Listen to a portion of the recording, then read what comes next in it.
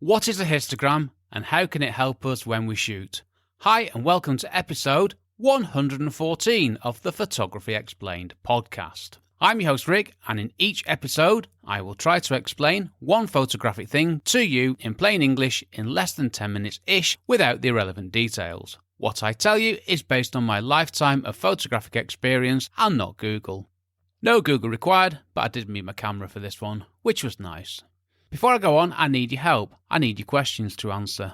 More on this at the end, but please have a think while you listen to this splendid episode. Right, here is the answery bit.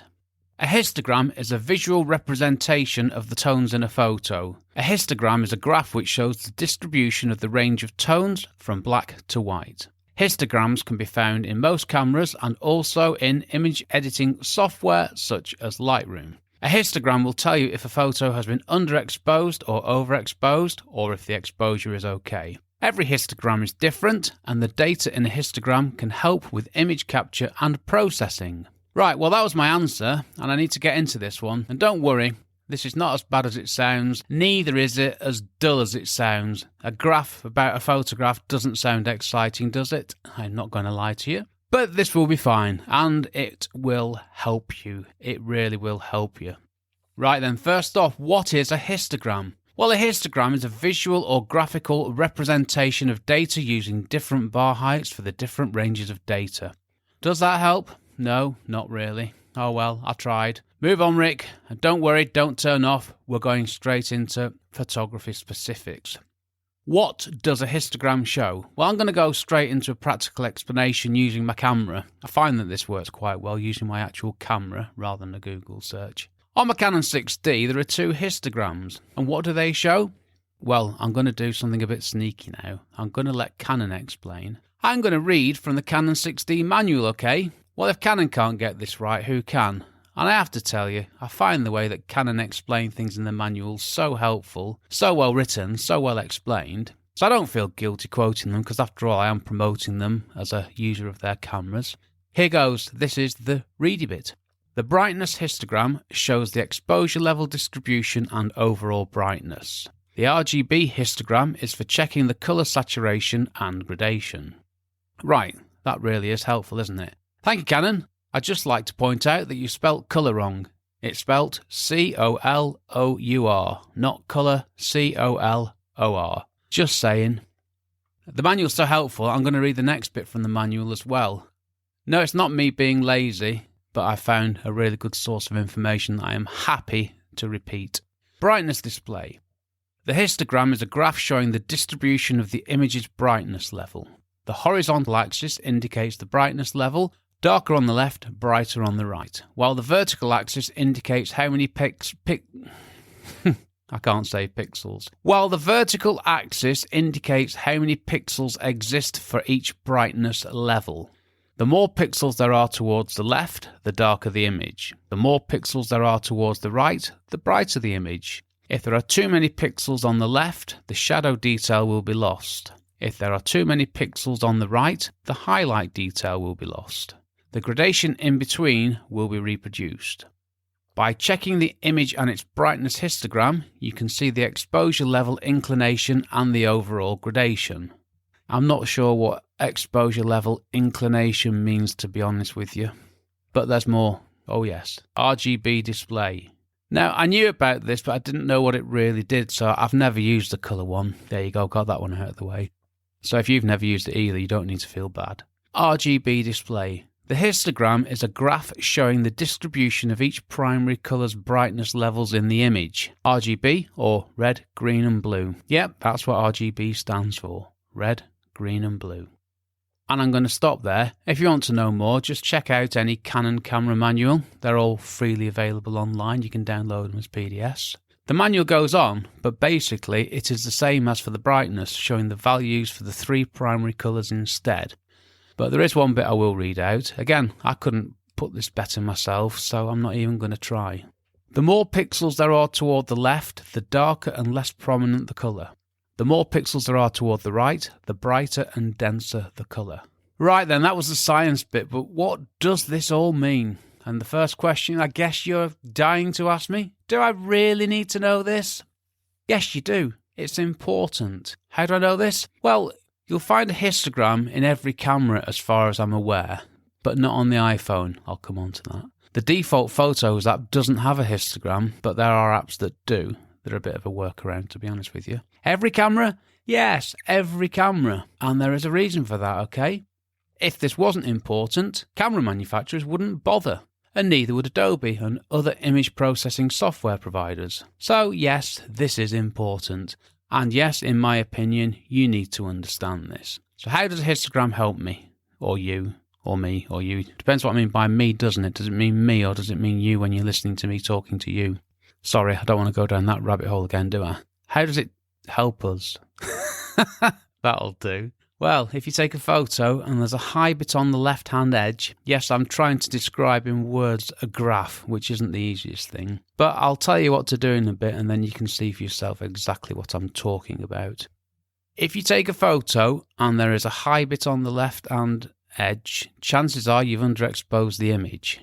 It is too dark and you have lost details and data in the darks. You need to retake the photo using either a wider aperture, slower shutter speed, or higher ISO, letting more light reach the camera sensor.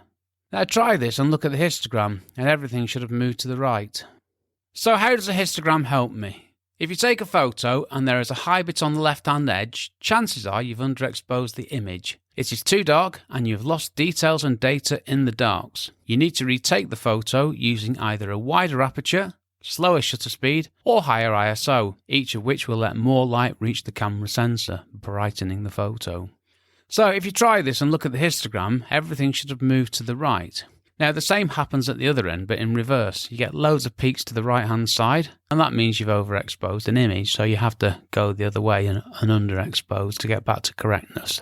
That's it in a nutshell. I mean, yeah, sure, there's a lot more to this, but that's the headline news. That's the bit you need to know. The histogram will tell you if you need to change your camera settings to correctly expose an image. Right, the talky bit. Well, you could spend the rest of your photographic life not using the histogram, and if you're happy with that, then fine. I mean, I did for years. Well, okay. When I started off in photography, we didn't have histograms because you didn't get them with film cameras, but enough about my age. But before you discount the histogram as being dull, irrelevant, boring, or something you just don't need to know, let me tell you a little bit more. Just stick with me here, okay? And I know that sometimes the histogram will tell you that an image is underexposed or overexposed, even though it looks fine to you. I get that. But what it's telling you is that there's data lost in the lights to the darks. And if you take a photo with all that data, without all that data even, you can't get it back. You can't recover something that was never there. So you need to get this data. And a quick tweak to your camera settings and you can get that lost data, which gives you a better photo. Let's not forget, our starting point is getting the exposure correct in camera. Yep. And when I say correct, I mean the best exposure that we can achieve for each and every photo. So give this a try. Well, not now, after you've finished listening to me. Not now. Give it a sec. There's more to this. So that's what you need to do. Take a photo, look at the histogram, learn what's going on, and play with the exposure. Underexpose, overexpose. Look at the stuff on your computer, and you can see what's really going on. Obviously, on a bigger screen, it's much easier. Now, if you use Lightroom like me, and the only reason I talk about Lightroom is because I use it, the histogram's top right on your screen. And the beauty of this is that in Lightroom, it'll show you where you clip the highlights or the shadows in the photo. There's like a visual display, and it actually highlights, if you select the right thing, it shows you where in the photo you've lost shadows or highlights. It's such a useful thing. And this is all helping to get a photo. Oh, sorry, clipping. Clipping means missed data. I mean the stuff to the left or the right of the histogram that you've missed. That's what clipping means. And you can get on the Canon 6D, there's a highlight alert. If you've missed highlights, the screen flashes. It'll be where the bright white bit is that's got nothing in it. So that's dead handy. And if you do this and have a play around, overexpose, underexpose deliberately, look at the histogram on your camera, look at the histogram in Lightroom, look at these flashing warnings, and you'll see what's going on. And by taking these photos and deliberately underexposing and overexposing, you've got your own practical examples to work with, study and learn from. And let me tell you one last thing. Just by doing what I've told you, that will start to improve your photos as you'll have a better understanding and awareness of exposure. You'll understand better underexposing, overexposing and correct exposure. These are very important fundamentals to taking photos correctly. So it's important, it's useful. It doesn't cost you any money. It just costs you a bit of time, which is well worth investing to get on top of this. As I said before, there's more to histograms than just the left and right of a graph, but this is the bit I want to get over to you in this podcast episode. After all, I've only got 10 minutes-ish.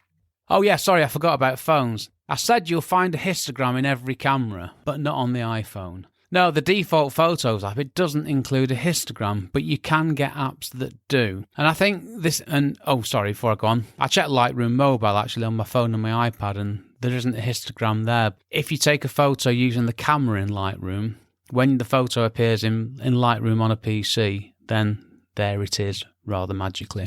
But in my opinion, this is one of those things that sets cameras a level above phones and always will do. As wonderful as the picture-taking capabilities of phones are these days, it's data like this which we photographers use, which people taking photos with phones, not a criticism, just an observation. They don't use the histogram because they've probably never heard of it and probably don't need it, and nothing wrong with that. But we use this information, we use this data to consciously create better photos. So there is a technical side to this, but there's also a level of thought by us photographers. Okay, so that was the talky bit. Apart from one last thing, honest, I just wanted to say a quick word about camera manuals. Now, camera manuals are incredibly useful.